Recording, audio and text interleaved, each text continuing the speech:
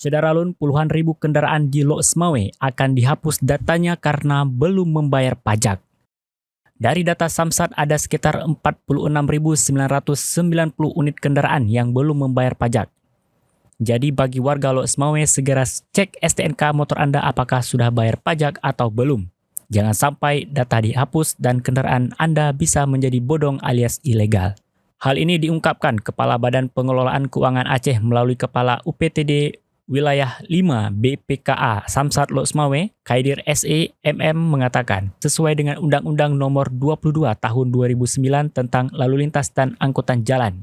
Khaidir menyatakan jika aturan ini diterapkan sejak tahun 2023 nanti, akan ada sebanyak 46.990 unit kendaraan di wilayah kerja Samsat Lok Semawe yang akan dihapus registrasi dan identifikasi kendaraan bermotor karena tidak membayar pajak. Dengan periode jatuh tempo pajak kendaraan tersebut dari tahun 2006 sampai dengan tahun 2016, rincian kendaraan bermotor yang menunggak pajak yaitu roda 2 sebanyak 42.267 unit, roda 3 sebanyak 136 unit, dan roda 4 sebanyak 4.593 unit. Sampai dengan saat ini, per September 2022, penerimaan PKB atau pajak kendaraan bermotor yang dibayarkan masyarakat di Samsat Lok Semawe sudah berjumlah sekitar 24 miliar rupiah dengan 35.965 unit kendaraan yang sudah membayar.